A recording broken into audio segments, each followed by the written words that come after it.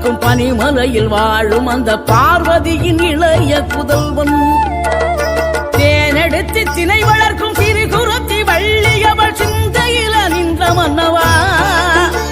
நீ நாடி வரும் பக்தர்களின் நாட்டம் அதை தனித்தருளும் ஞான குருநாதன் அல்லவா.